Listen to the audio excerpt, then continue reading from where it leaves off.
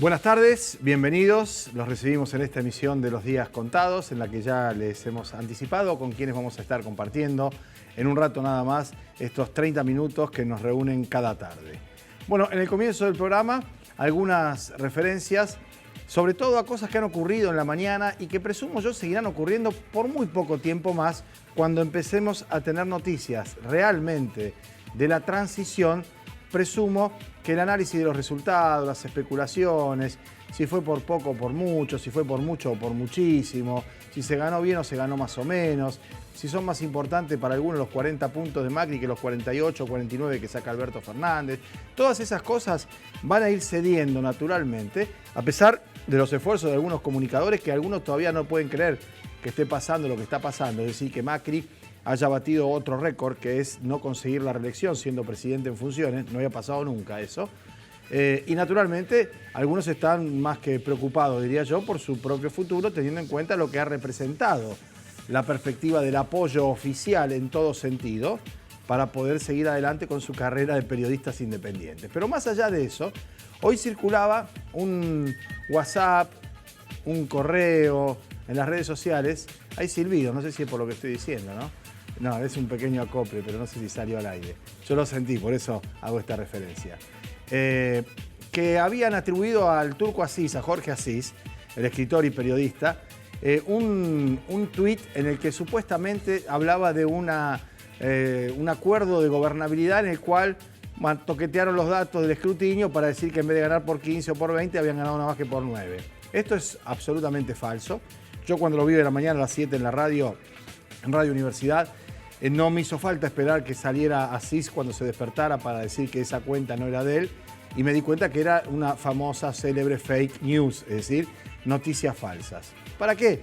Y bueno, para, entre otras cosas, bajarle el precio a un triunfo notable en primera vuelta de un candidato a presidente que hace 6 meses estaba viendo él cómo hacía para unir al partido, hasta que salió Cristina con esa patada en el tablero que descolocó a todos, y terminó derrotando a un hombre que hacía 4 años ya que era candidato y nada menos que presidente, que es Mauricio Macri, ¿no?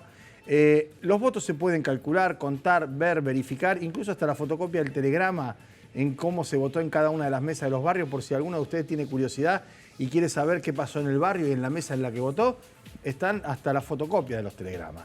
Con lo cual, esto de manipularlos, de decir que hay más votos o menos votos y todo eso, son todas cuestiones, insisto, vinculadas a intenciones de generar alguna situación distorsiva, si se quiere, sobre las tantísimas que tenemos ya en el país a la hora de la transición. Transición que ha comenzado ayer formalmente y que ha tenido gestos y saludos, apretones de mano y buenas consideraciones de los principales hombres, que son el presidente saliente y Alberto Fernández, presidente electo. Veremos de ahora en adelante, cuando se abran los números, cuando se vea cuáles son las respuestas que se dan los distintos ministerios a los reclamos y a las exigencias que van a verse vistas y plasmadas de acá hasta que deje la Casa de Gobierno Macri. Recién, mientras estaba preparando el programa, Federico Fisera me decía que si alguien llama al Ministerio de Economía a esta hora, si tiene suerte y no le da ocupado, lo atiende un contestador automático. Y si lo pasan a algún despacho, lo más probable es que sea la ordenanza el que lo atienda y le diga, llame dentro de un rato que acá no hay nadie, ¿no?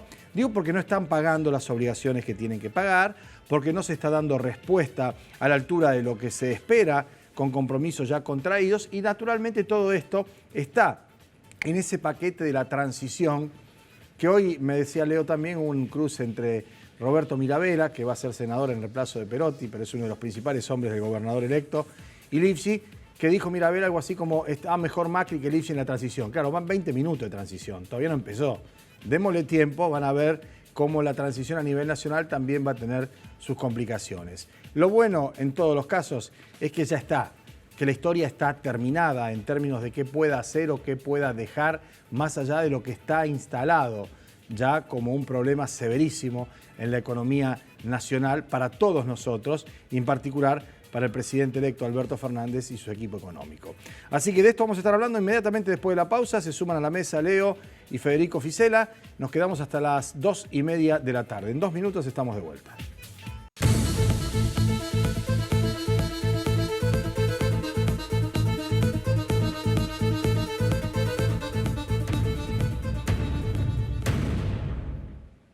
Bueno, muy bien. Nos acompaña ya, bueno, Richardino es el encostable y Federico Oficina casi, casi. Sí, Ya, está cerca. Sí, en cualquier momento viene una inspección del Ministerio de Trabajo y lo blanquea. Exactamente. Mejor no nos metamos en esa No. Bien, hablando de blanquear, sí, de blanco y demás. Yo hacía una referencia de algo que conversábamos entre bambalinas acerca de, efectivamente, como una exageración, lo que está pasando esto en el Ministerio de Economía, ¿no? Esto de la figura, si se quiere la metáfora, en términos prácticos es más delicado porque no hay respuesta ciertamente a los compromisos que se tienen que cancelar, ¿o no es así? Sí, porque evidentemente hay un montón de organismos que hay que estar consultando en esta transición por la cantidad de problemas que quedaron, fundamentalmente de crédito, de cosas impagas, el reperfilamiento en general, y no hay una respuesta, digamos, inmediata. Uno escucha la musiquita del teléfono que me espera en comunicaciones de 5 horas para esperar, presentar un papel para una pavada, pero evidentemente ha sido así a partir del lunes. En el único organismo que se ve algo por lo menos contrario es en el Banco Central, que estableció un cepo extremo. Ahí también hay controversia, ¿no? Porque uno dice, el cepo fue acordado. Y el peronismo se encarga, off the record, de decir, no. Lo que se acordó es el concepto. Hace algo para cepo. que no haya más fuga de divisas. Exactamente. El que puso 200 para la transferencia y 100 para el físico es el gobierno. Absolutamente. Ahí obviamente a la gente de Alberto Fernández le interesa decir, bueno, sigue gobernando. Y lo otro, Federico, y quiero Macri, tu ¿no? opinión, es que Sandrey reconoció que se hizo ahora esperando que... habló de timing, ¿no? Es decir, lo dejó que flotara, entre comillas, para no pagar el costo político Macri, y nos salió esta campaña de Macri, este tirón, estos 8 puntos que acortó de ventaja, para quedar a 8 o a 9, nos costó 22.000 millones de fuga. Sí, lo dijo realmente sin ponerse colorado. Yo calculo que con eso solo tiene que ir a tribunales después. Pongamos ¿no? en cifra, digamos, Argentina históricamente, en promedio, lo que tiene de reservas totales para toda operación son 50.000 millones. Es decir, que si vos en 90 días perdiste 22, 23, Claro, es la mitad. Es lo que la llevó a Cristina Sí. a establecer el cepo anterior, pero habiéndole llevado esa plata en un año. Claro. Cristina en aquel momento dijo, esta plata es la mitad de las reservas, yo de algún corte le tengo que dar, y ahí arrancó la restricción anterior. Lo de ahora fue extremo y a la vez la comparación entre viernes y lunes no puede dejar de hacerla, porque de 10.000 a 200 hay mucho. Y de 5 millones, como puntos. era antes, Vale, ni de hablar. 5 millones ahora es una locura, Sí. es una locura. Ahora, ¿te imaginas una misión conjunta viajando a Washington para negociar con el Fondo Monetario? Porque hoy se especulaba con eso, que es la otra gran decisión que viene. Absolutamente. ¿El gobierno de Alberto Fernández necesita que lleguen o no los 5.400 millones de dólares que faltan? Yo creo que necesitan que llegue después del 10 de diciembre. No lo va a dar a alguien que... Porque en si ese no es con momento- gobierno y es cualquier cosa, Claro, menos eso lo que exacto. quiere Alberto Fernández. Sí, porque ¿no? aparte hay desmanejo, se lo ve en distintas reparticiones, como te digo. Entonces, ¿qué? Darle la plata a un desmanejo administrativo donde no hay funcionarios, nadie se sabe quién está saliendo, quién está entrando, los empleados mismos están viendo si quedan, si no quedan, porque obviamente hubo nombramientos en distintos espacios que responden a cuestiones partidistas. Eso es un poco la situación. Creo que arranca con el campo minado de entrada, fundamentalmente lo que hace a lo financiero y la deuda. Esa negociación tiene que ser, son dos patas, son los 5.600, pero también el alargamiento de plazo, que le permitiría a Alberto Fernández poner arriba de la mesa ya su política económica. Yo entiendo que a Alberto no le serviría de nada expresar su política económica si previamente no se sentó con esos dos actores y dijo, Fondo Monetario, que acordamos 5 años más, 10 años más, banco, ¿qué hacemos con las LELIC? Porque hoy el gran perdedor del lunes fueron los que quedaron enganchados en el plazo fijo, que ahora perdieron plata, tras que perdieron plata, no pueden convertirlo a moneda, y detrás de eso están las letras de los bancos, que es un riesgo porque es un montón de plata. Entonces uno empieza a ver esto. Hoy me decían una frase que me parece acertada, por lo menos en este primer tramo. Alfonsín vivió una primavera en lo económico, Menem también, De la Rúa quizá también, esos 6, 8 meses que hay una confianza que moviliza. Vos decís que Fernández está diciendo, déjame los míos. Me parecería, quiero mi primavera. Claro. Me está costando, digamos, Ahora, en conformar eso para expectativa tener una puede haber primavera. algo. Hoy me contaban, Musimundo reabre un montón de sucursales y retoma 120 empleados. Yo digo, no puede ser eso. Ya, esto es expectativa política. No sé, Digo, será no. una decisión específica de Claro. la empresa, Sí. pero Pero creo que los primeros pasos son eso, que los que mencionaba recién, queda bastante minado el camino hasta diciembre. Por supuesto. Y a partir de ahí empezar a ver la política económica, que sin duda va a tener que ver con algo que hablamos siempre con vos, Leo, es poner las máquinas que estaban frenadas a funcionar como primer medida. Una recomposición del salario me parece que sería una inyección de dinero no para ir a tercera. pagar la tarjeta. Lo conversamos con Felipe Solá hace un tiempo esto, ¿no? Cuando estuvimos en el debate de Santa Fe. Me decía, acá, si uno le da un aumento de sueldo, un incremento y más, es para pagar la deuda. Acá tiene que ser lo suficientemente potente como para que además de pagar eventualmente la deuda de la tarjeta, se mueva y consuma, ¿no? Para que la guarde otro que va a cobrar lo que le deben. Entonces, una hipótesis que se me ocurría a mí y que no me la desestimaron absolutamente, por ejemplo, en los empleados estatales, si el trabajo en blanco, un aguinaldo completo, no el medio aguinaldo, sino un aguinaldo completo. Yo creo que esas medidas son las que, porque hay una recomposición, un atraso más que nada enorme en ese sentido.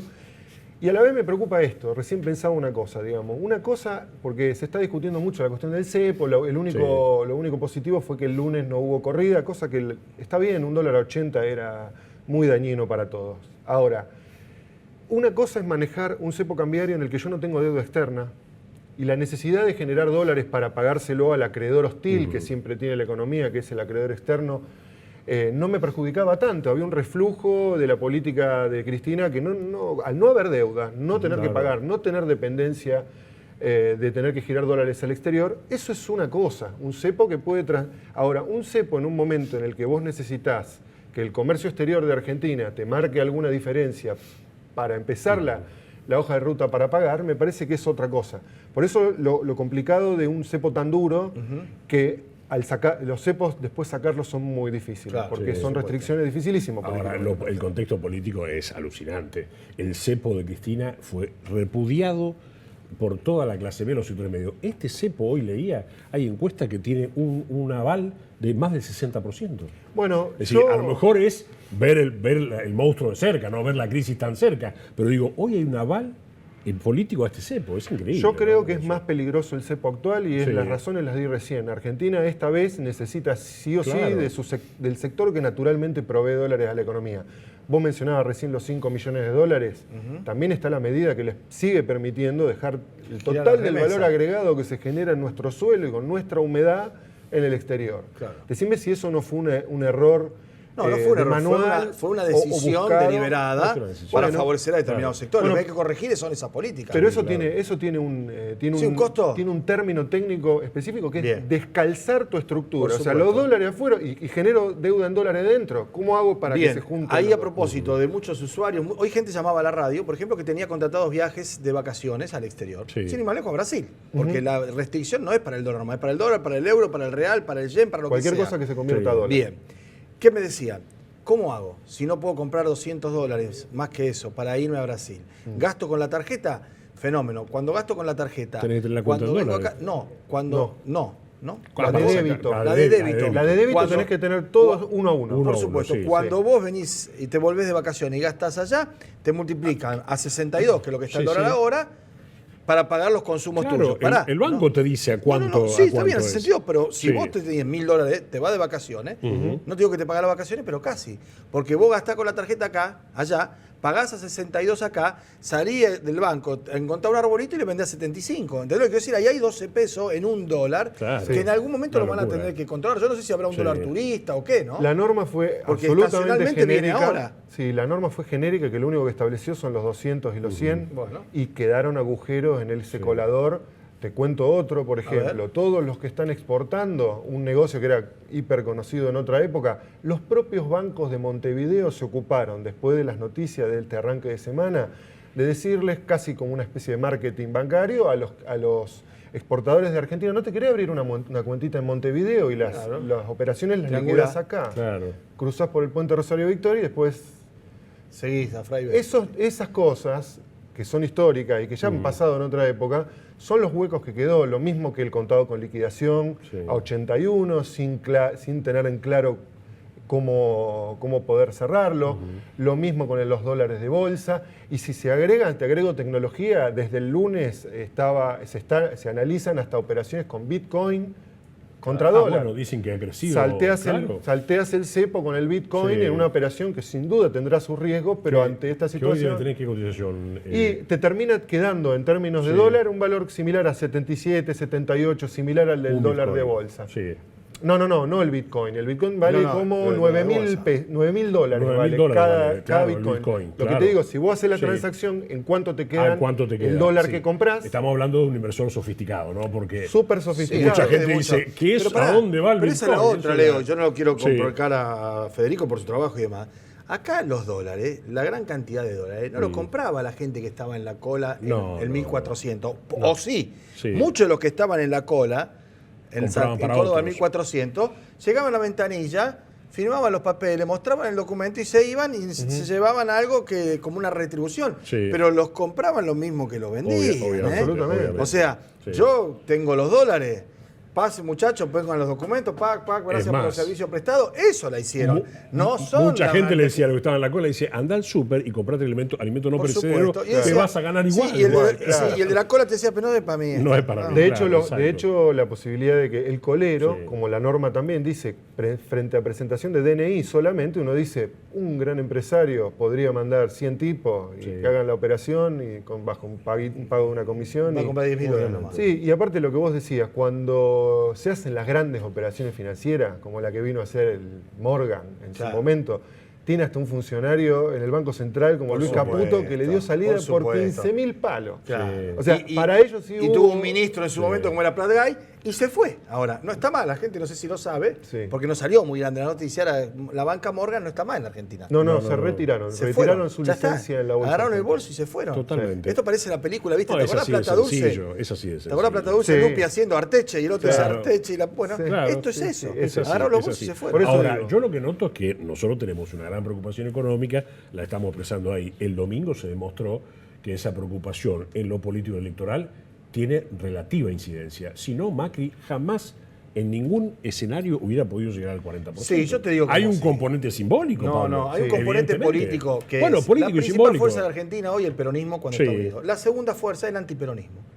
Bueno, está claro. Macri tendrá un 20% de él per se, de gente que lo apoya, que lo vota. Eso te explica lo etario también, ¿no? Porque hay gente grande está con Macri. Porque recuerda aquellos antagonismos. Lo que vos quieras. Y Cristina, el 20% extra del núcleo duro de Macri, que es lo que sacó en la primaria, aquella primera vez cuando fue candidato y todo, está alimentado de antiperonismo. Y se vio en Santa Fe. En Santa Fe pasó que de 37 puntos que sacó Bonfatti, bajó a 9 ahora.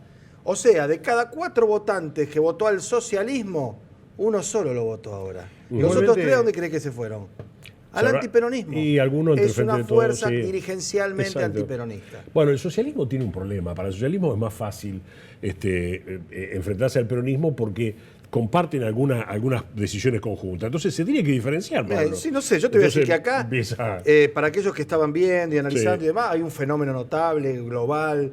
Ya había una cuestión que venía, que era el peronismo, pero el candidato que ganó es Perotti, no sé si otro ganaba. Bueno, que Perotti es lo menos parecido a todo lo otro que estábamos hablando. Es uno de los peronistas que podía ganar y ganó. No sé cómo la ven en el mercado. Yo lo que podía agregar respecto de la elección, una certeza que tengo, más allá del 40%, si no hubiera estado La Plata, que fue la campaña más cara de la historia de la economía argentina, eran 20 medias. Yo no sé si llegábamos a votar. Claro. Es decir, el dólar hubiera valido 100 mucho antes. Va pasando con Piñera. Y sí, aparte, ¿qué dirigente cuenta con 22.300 millones de dólares en 90 días para poder sostener una estructura? Realmente, eso, de no haber estado eso, tengo certeza que otra cosa que me parece que hay que apuntar es que cuando algunos dicen los dirigentes alimentan la grieta y demás, y yo tengo dudas, a mí me parece que la grieta está en la gente también.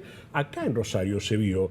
El PRO, Pablo, fue desbordado en algún momento por el requerimiento de gente que decía, capacitame como fiscal, yo quiero ir a cuidar los votos. Fue impresionante eso. Me parece que ante la llegada del peronismo... En Rosario pierde por 10 puntos el PRO. Sí, bueno. Acá pierde por 10 puntos. En Rosario, por más que en la provincia gane por 2, 3, recuperó en Rafaela 13. ganó por 30. Sí, todo lo que quiera, pero Rosario pierde por 10 puntos invariablemente. Sí. Eso tiene que ver había perdido por 20. Pero eso tiene que ver, y alguna vez había estado más cerca también cuando ganó Macri, cuando ganó Roy López Molina. Lo que digo es que en Rosario hay una conciencia de políticas de Estado que tiene mucho más relación con efectivamente el voto que en otros lugares. Porque Exacto. esto es así, el espacio público, la salud pública, Sí. la ampliación de derechos, las libertades. Totalmente. Eso en Rosario, desde hace 30 años, tiene la vara Sí, más sí. alta. Fede, lo último, sí, nos vamos al corte y te dejamos Sí. a vos que vuelvas a tu trabajo rentado. Estoy de páginas. Esto sigue así, piloto automático, digamos, el tema del dólar con este cepo, así no debería haber grandes alteraciones. No debería haber grandes alteraciones y lo que se espera son las mesas de negociaciones con los 4 o 5 actores fundamentales. Los bancos es la clave, ahí puede surgir la repetición de un plan Bonex que se comenta, no lo vamos a negar. Con el fondo, obviamente, el desembolso después del 10 de diciembre y el alargamiento de plazo. No digo moratoria, pero eventualmente una Estirar los reprogramación de... plazos. Sí, a partir de ahí es que uno ve que el equipo que tenga Alberto va a poder respirar hondo y decir, bueno, esta es mi política económica, Claro. vamos para acá.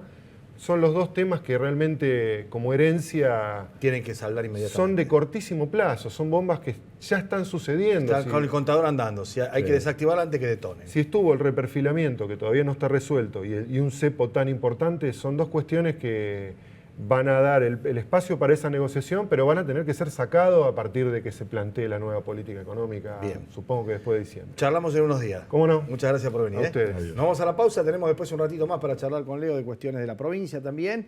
Quédense, ya venimos.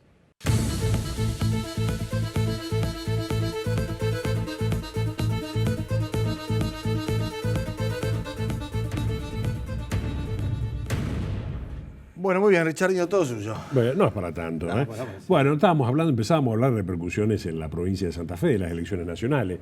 Ya allí, dentro del propio peronismo, Espera, primero que sí, todo, confirmamos mañana va a estar el diputado Federico Angelini. Exacto. Al que no felicité todavía públicamente, ni en persona, Ajá. por la elección que hizo, ¿no? Ganó la elección, Ganó la obviamente. elección. Ganó la elección, y ahí va la felicitación, y mañana lo vamos a Sí, charlar acá. es que decir, qué mal para los que eligieron otro lugar en la interna del PRO, ¿no? A mí me parece que era raro, ¿no? Parece que es un error de Está el cálculo. famoso refrán, está más vale ser oportuno que invitado. Claro. Ahí me parece que, ninguno de esos podría ser 9 de área. No. tiene Me parece el que olfato. no hubo una El olfato de lectura nada. adecuada en eso, ¿no? Bueno, vamos. Pero bueno, digo, en el peronismo también se vio Sí. dentro de esto. Clery en un momento dijo, sacamos más votos que Perotti.